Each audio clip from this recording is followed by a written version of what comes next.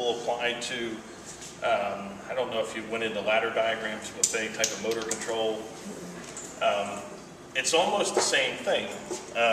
So if you can visualize and understand that, when you get into motor controls, and what I'm calling a ladder diagram is kind of the same thing. You would have your line here and a neutral here, a neutral there, and what they mean by a ladder diagram is it goes down like a ladder, and you have rungs of a ladder.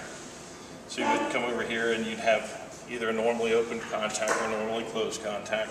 Could come over here to a coil, and then you could have other things come off of this, like a little push button. You'd have a stop and start station. I don't know if, do you have any type of motor control here where you start and stop motors? No, not really. Yeah, I'm not sure how you would. There's a switch. I'm not sure. Yeah, that's like an E-stop. So that. It's right there. Yeah, an E-stop is the same in motor control, and what that is that's an E-stop is usually a maintained contact. So in other words, essentially, yeah, right there's your E-stop. So that is controlling a coil, which is controlling a contactor that controls probably the power in this entire room. So this would be the coil of that lighting contactor, which controls a bigger product. This would be small in nature, and that E-stop, sometimes they can be momentary, but for this case that's probably maintained. So when you push it, it stays in, and you have to reset it then. Yeah, I have to reset. So that's what I'm meaning by a maintained contact. So in other words, when you make an action or an activity, when I would push that button, this actually opens up. That moves down and opens that contact, which then would drop power to that coil, which then dumps power to the room. And it being maintained means once you make that action, it will stay in that state until you would physically change it. Just the same here as your switches. Just a little bit different type and means of control, but it's called motor control or motor logic.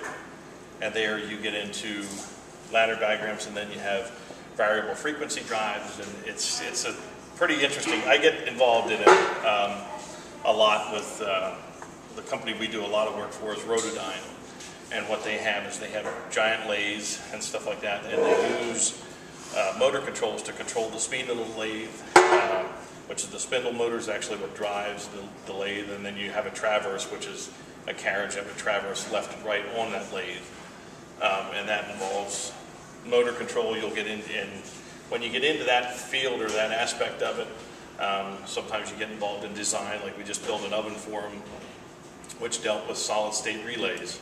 Solid state relays amaze me. There's no mechanical moving parts, but it opens and closes. Don't ask me how. I mean, you can read about it, and I understand it, when you read about it, but that's the difference. With solid state, there's no physical moving parts.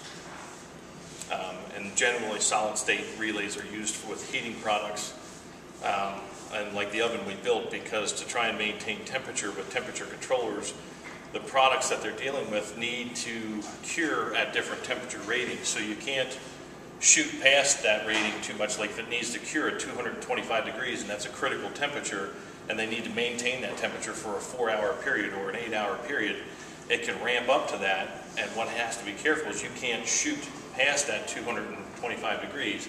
Say it has a tolerance of maybe plus or minus 5 degrees.